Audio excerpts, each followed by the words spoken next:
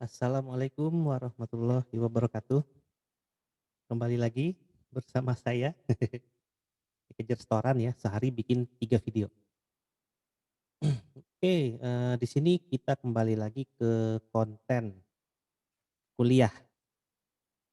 Oh ya, sorry. Masih dengan materi requirement analysis ya. Jadi di mana requirement analysis itu adalah fase awal dari, software development.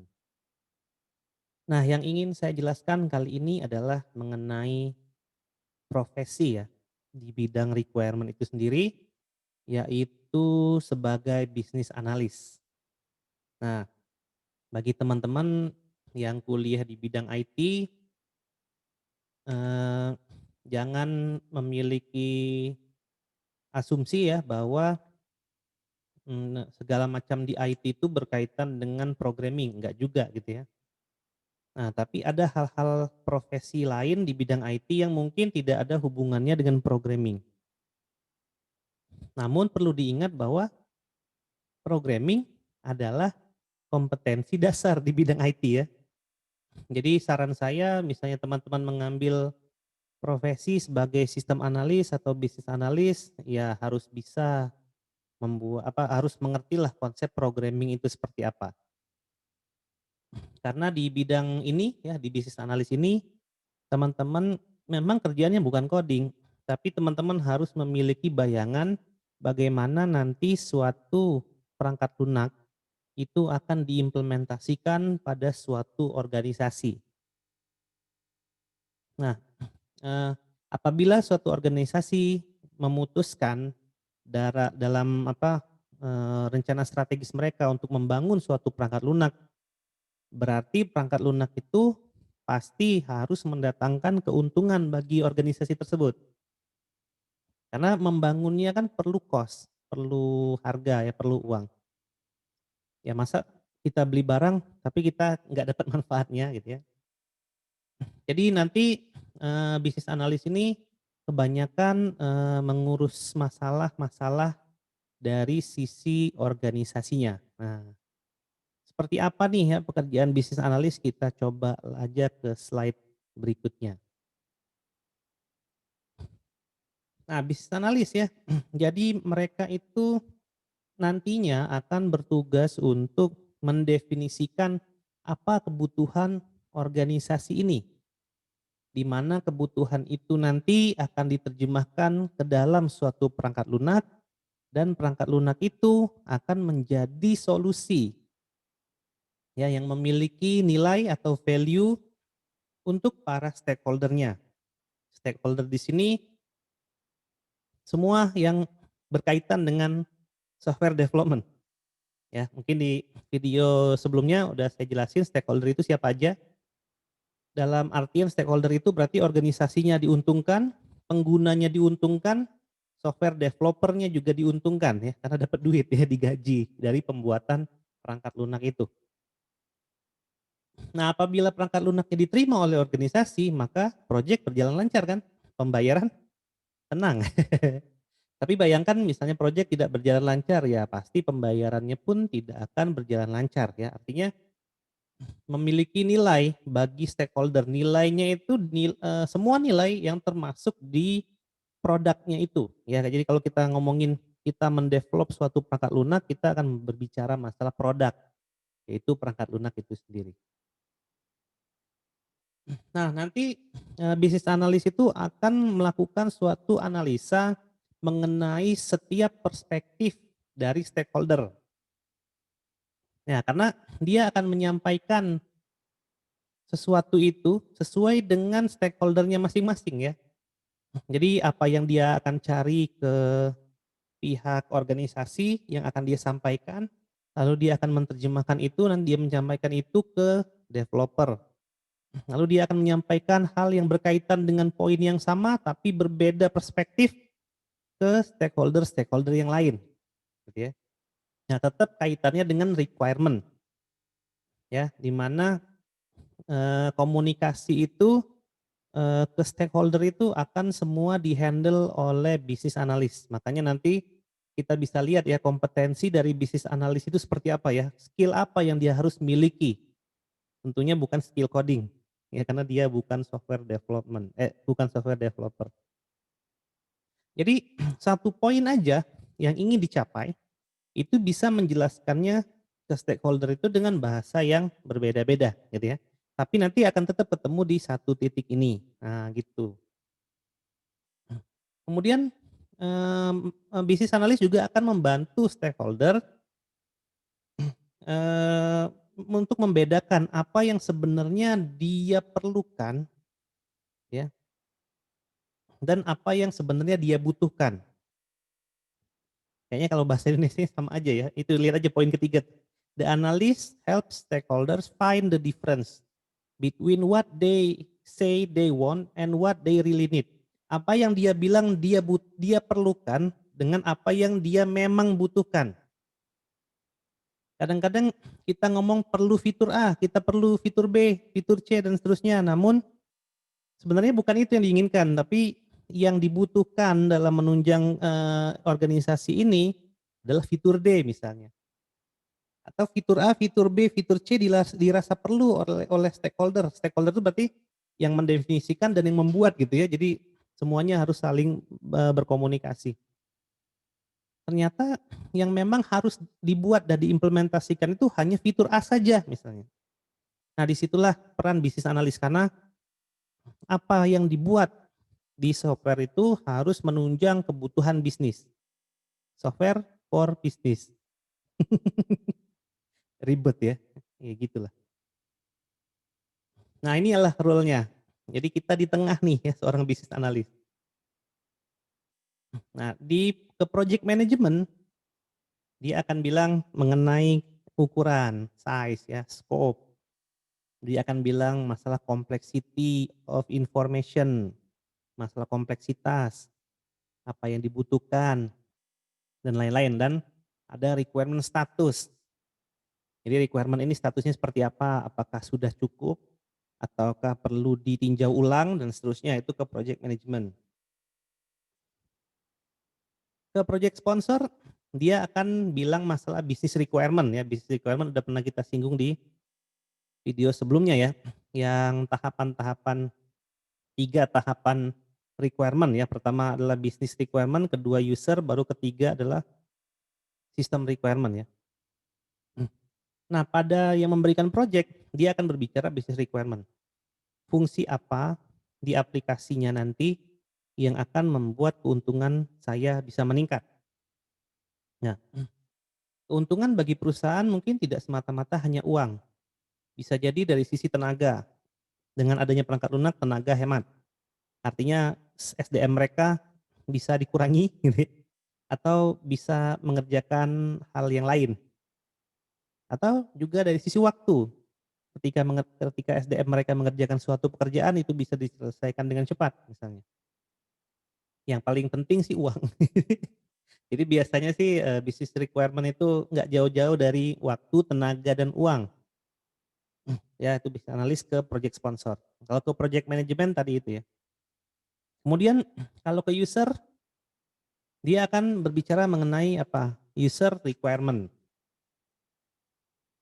Kebutuhan user apa. Ke development dia akan berbicara tentang fungsional dan non-functional requirement. Nah makanya di sini seorang business analis juga harus mengerti bahasa developer ya. Harus bisa coding, harus mengerti suatu pemodelan dan lain-lain. Lalu di pengujian, ujian perangkat lunak dia akan membahas fungsional dan non-fungsional juga, dan pada stakeholder lain dia akan membahas tentang ekspektasi dan constraint. Ekspektasi dan batasan-batasan yang memang harus ada dan mungkin harus tersedia di aplikasinya. Nah jadi satu poin aja nih, misalnya untuk masalah penjualan. Ke project sponsor pasti gimana caranya agar penjualan itu bisa meningkat kan, karena berkaitan dengan uang. Ke project management dia akan berbicara tentang kompleksitasnya seperti apa, bagaimana caranya nanti penjualan ini dengan aplikasi itu bisa meningkat. Lalu ketika nanti akan dibuat, seperti apa status requirement-nya, apakah udah memenuhi dan seterusnya. Kemudian ke user, di bagian penjualan, Ditanyain apa sih kesulitan bagian penjualan? Apakah mereka memiliki ide untuk meningkatkan penjualan dari sisi mereka sendiri? Ataukah bisnis analis pun bisa memberikan saran ya, karena lihat panahnya itu semuanya dua arah ya. Jadi interaksi dia. Nah ke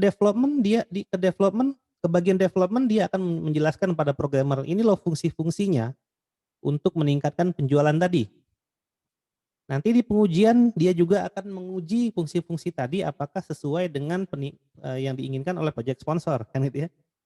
Kemudian di stakeholder lain, dia akan berbicara tentang ekspektasi dan batasan-batasan yang berkaitan dengan penjualan. Jadi ngomongin poin penjualan aja, dia bisa menggunakan bahasa yang berbeda ke masing-masing stakeholder.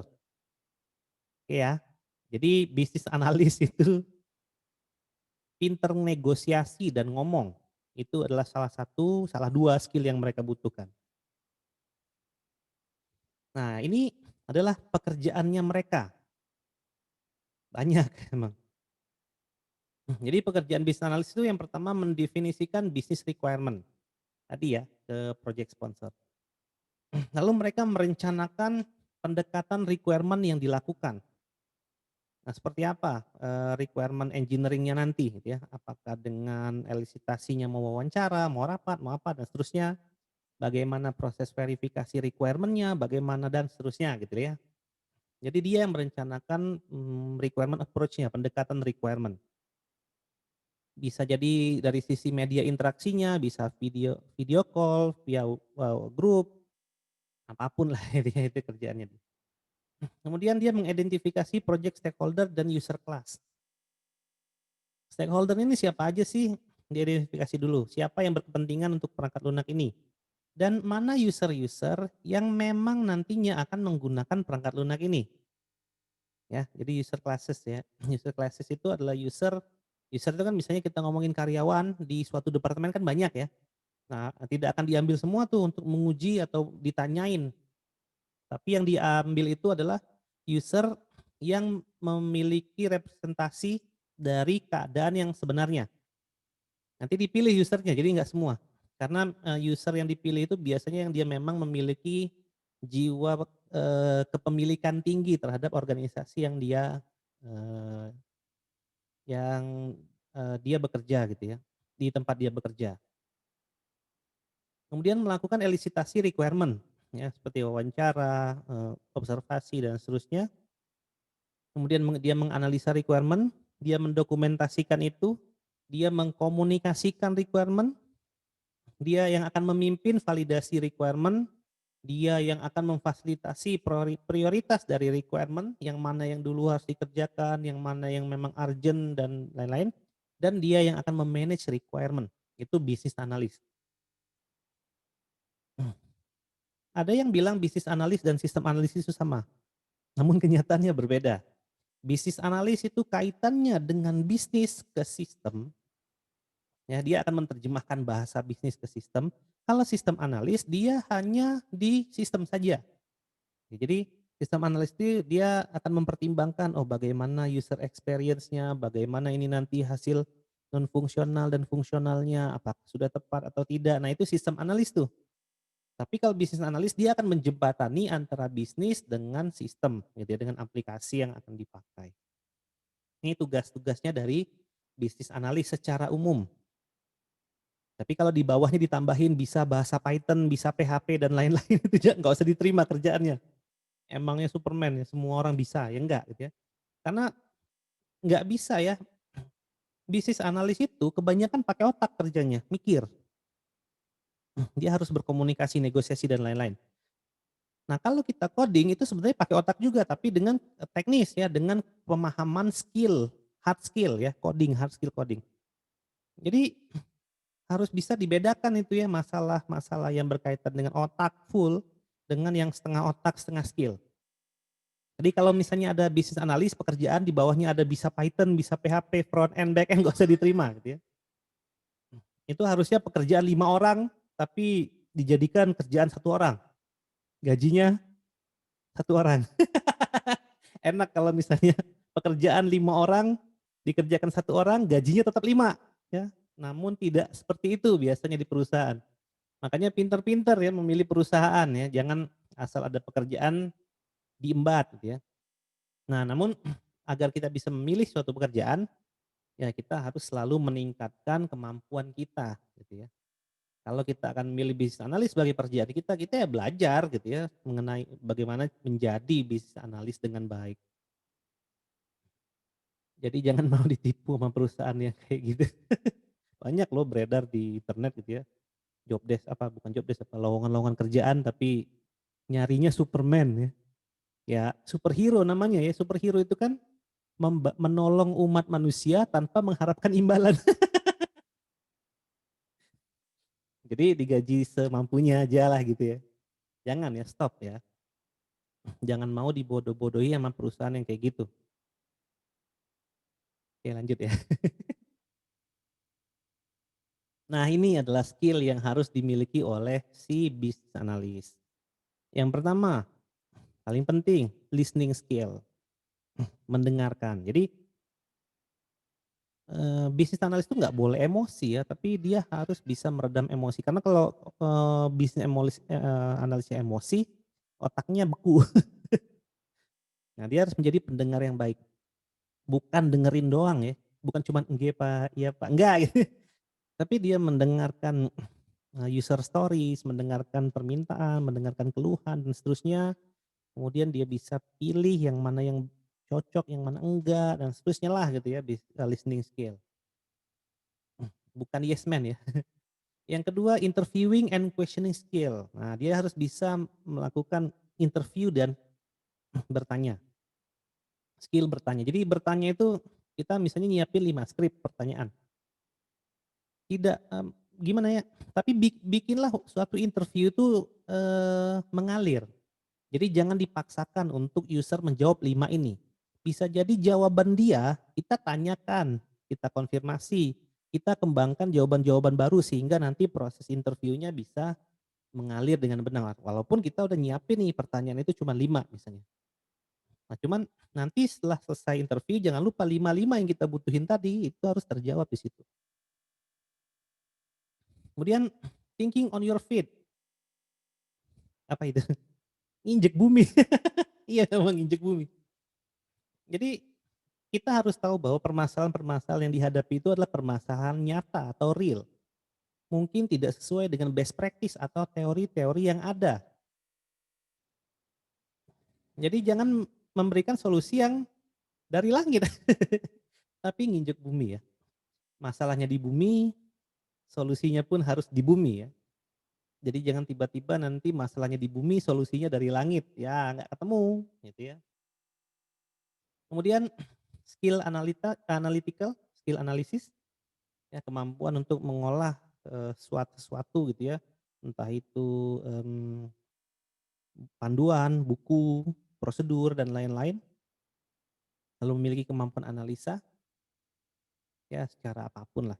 Terus ada system thinking skill, itu sistem tuh dia pikirin, tidak hanya ngomongin perangkat lunaknya, tapi dari sisi yang non teknis juga gitu ya. Lalu learning skill, skill belajar. Susah loh bisnis analis misalnya mau bikin aplikasi di rumah sakit, ya kan harus belajar kan istilah-istilah di rumah sakit, prosedur rumah sakit, akreditasi rumah sakit dan lain-lain. Learning skill gitu ya. Kemudian, facilitation skill, bagaimana caranya birokrasi, bagaimana caranya mempersiapkan rapat, bagaimana caranya orang itu harus punya. Kemudian leadership skill, skill memimpin, karena dia yang menjadi pimpinan nih untuk masalah requirement tuh si business analyst yang punya kuasa. Kemudian observational skill, kemampuan observasi gitu ya, matanya jelalatan. Lalu communication skill, kemampuan berbicara, organization skill, kemampuan berorganisasi. Berorganisasi itu nggak boleh berdasarkan asas, kepentingan pribadi ya, tapi kepentingan bersama. Nah dia harus, bisa memiliki skill itu gitu ya. Kadang-kadang kalau bikin perangkat lunak tuh ada user yang dia minta dibikinin suatu fitur tapi untuk kepentingan dia doang gitu ya, bukan kepentingan bersama. Nah itu yang harus dimiliki oleh seorang business analyst ya. kemampuan organisasi. Jadi di organisasi itu kan ada aturan, undang-undang, birokrasi, tata krama, apa dan seterusnya, dia harus tahu masalah itu. Lalu modeling skill ini juga sama, bukan jadi model ya, tapi bagaimana cara mendesain suatu perangkat lunak yang secara visual bisa dilihat oleh para stakeholder. Lalu interpersonal skill, dia harus memiliki interpersonal yang bagus. Jadi kalau dia akan melakukan suatu requirement jangan pakai sendal jepit juga. Dan yang terakhir itu adalah kreatif dalam hal apapun. Ya, benar. Nah, apa saja, itu tadi skill-nya. Apa saja knowledge yang dia butuhkan ketika ingin menjadi seorang business analyst. Yang pertama yang dia butuhkan adalah mengerti requirement engineering practice dan bagaimana cara menerapkannya kepada, eee, various software development lifecycle kepada SDLC yang berbeda. Jadi kalau SDLC yang dipakai adalah waterfall, dia harus gimana? Kalau SDLC yang dipakai prototype, dia harus gimana? Kalau yang dipakai adalah agile, dia harus gimana? Jadi dia tahu menempatkan posisi dia ya di dalam SDLC yang bervariasi itu. Nah, dia juga harus bisa mengedukasi ya bagi orang-orang yang tidak familiar dengan requirement practice. Jadi misalnya ada yang ngotot, ada yang tidak mau diwawancarai berkali-kali dan lain-lain, ada yang ngamuk-ngamuk, marah-marah gitu ya, ada yang waktunya tersita dan lain-lain. Nah, dia harus mengedukasi itu. Kemudian dia harus memiliki kemampuan untuk menguasai banyak tool, kit. Misalnya kalau bikin dokumen dia harus menguasai Word dan dia harus mengetahui kapan itu dipakai, di mana dipakai, dan kapan itu nggak dipakai. Kemudian business analyst harus mengerti masalah ancaman-ancaman atau resiko-resiko dalam requirement development yang terkait, eee eee, apa, lifespan project, jadi, timeline ya. Kemudian analis with a sound understanding of project management. Jadi dia harus bisa bekerja sama dengan project management dengan, mengenai apapun ya. Jadi harus memiliki kesepahaman yang sama dengan project management. Nah, di situ dia harus bisa menjelaskan bahwa apa yang dia lakukan dan semua orang lakukan itu memang worth it to value ya, value-nya bisa apapun. Nah, dan dia juga harus bisa mengakomodasi segala bentuk resiko dan isu-isu yang terkait dengan proyek yang dilaksanakan. Kemudian saat development testing, business analyst harus memiliki knowledge ya mengenai product management konsep. Nah, lo mampus banyak banget knowledge-nya ya. Ya product management itu seperti apa? Ya dia tahu masalah kualitas produk misalnya. Produk yang berkualitas itu seperti apa, memenuhi syarat apa gitu ya. Lalu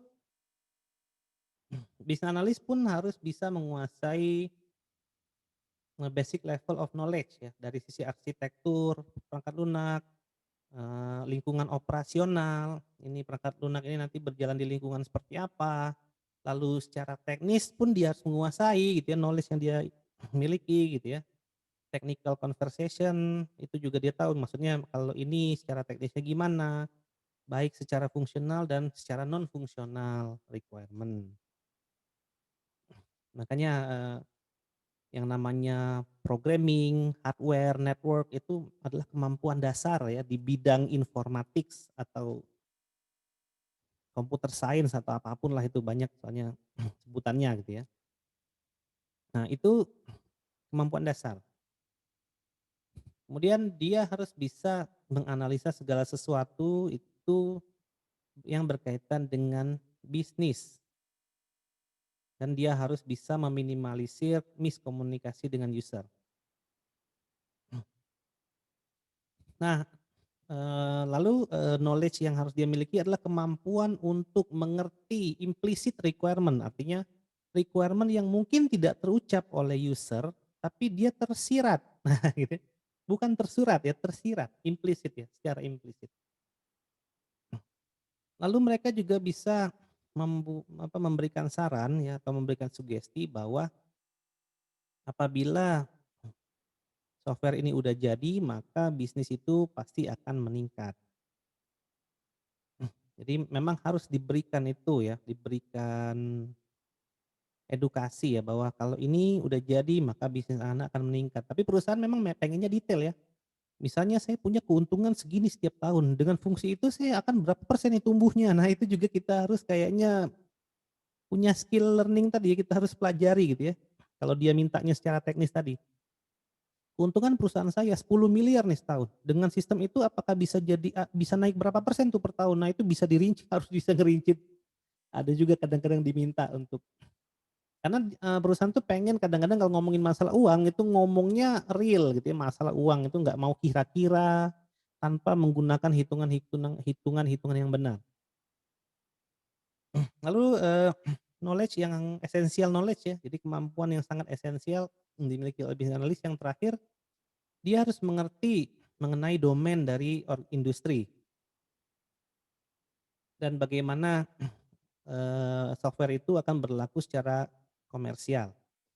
Dia harus tahu nih, misalnya dia ingin membuat sistem di perusahaan HP, dia harus tahu kompetitornya, dia harus bisa berinovasi, bagaimana kompetitor bekerja, yang mana yang bisa di-copy gitu ya, yang mana yang tidak, disesuaikan lagi dengan budaya perusahaan dan lain-lain ya. Itu adalah, eee, knowledge yang harus dimiliki oleh seorang business analyst. Nah, bagaimana posisinya di dalam agile? Ya tadi kan seperti yang kita ketahui bahwa knowledge yang dia miliki dia harus bisa mengimplementasikan requirement engineering di berbagai macam, software development lifecycle yang ada, termasuk agile. Jadi di agile dia ada tambahannya, jadi dia harus bisa mendesain suatu requirement yang fleksibel dan beradaptasi pada suatu project. Jadi yang namanya agile ya, jadi tidak ada hal yang pasti di agile. Maksudnya bukan hal yang pasti, gimana jelasinnya? Requirement itu bisa berkembang dan bisa berubah. Jadi misalnya awalnya requirement-nya 5 bisa jadi 6, 7, atau 10. Cuman dilakukan dalam timeline yang singkat. Nah, seperti itu. Nah, tetap tujuannya sama gitu ya, tujuan utamanya sama. Makanya agile itu biasanya per bulan dikerjain ya. Karena di bulan depan itu nanti akan ada requirement baru biasanya. Jadi bukan berarti agile itu kita punya 30 requirement, lalu kita akan lakukan selama setahun, maka dibagi per bulan itu harus berapa requirement, bukan gitu ya. Jadi nanti satu dikit-dikit dulu dia, ya. Makanya agile itu dibilang kombinasi antara iteratif software proses dan evolutionary software proses ya. Nah kemudian di agile project kita tahu bahwa agile itu tidak membutuhkan dokumentasi yang banyak, yang ribet.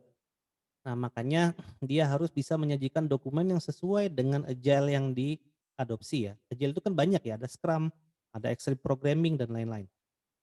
Jadi dia harus bisa membuat dokumen requirement requirement itu yang tidak terlalu sedikit dan tidak terlalu banyak juga. Jangan semuanya dibikin ya dari A sampai Z, nggak usah. Kemudian dia bisa melakukan dokumentasi yang baik terhadap produk backlog ya. Untuk yang agile yang pakai produk backlog atau pakai Storycard atau tools apapun yang berkaitan dengan agile. Nah, dia harus bisa menggunakan dokumentasi yang baik gitu. Ada toolsnya ya untuk agile secara umum itu, cuman saya lupa apa nama toolsnya ya. Kemudian dia harus bisa memfasilitasi dan dia harus mengimplementasikan skill leadership-nya. Ya artinya dia harus bisa menangkap bahwa ketika user itu berbicara terus-menerus tentang requirement itu, berarti memang mungkin requirement itu harus ada. Nah, tentunya harus divalidasi lagi beneran tadi what they want atau what they need gitu ya.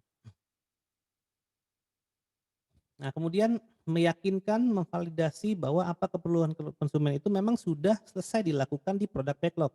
Kalau udah selesai dilakukan, harapannya yang dari backlog itu nggak muncul lagi ke depan, karena itu sudah diselesaikan. Kemudian dia harus bisa bekerja sama dengan konsumen, ya secara kalau agile itu berarti konsumen itu dilibatkan secara penuh ya di dalam project. Jadi bukan cuman kayak beli kentang goreng ya, cuman, "Eh beliin kentang goreng dong." Ya, kalau kita nyuruh beli kentang goreng kan artinya kita tinggal ngasih perintah, nanti datangnya kentang goreng atau bukan, itu doang ya. Prosesnya kan kita nggak perlu tahu dia mau naik angkot, naik mobil, naik becak, jalan kaki, terserah. Nah, kalau di project nggak bisa. Dia bilang beli kentang goreng, dia harus tahu juga, oh dia naik apa, dia arah jalannya kemana, kentang yang dibeli itu seperti apa, kalau memang nggak ada gimana, sampai kentang itu terdeliver dengan baik. Jadi keterlibatan user bukan cuma input dan output saja, tapi di prosesnya juga ya kalau di Agile.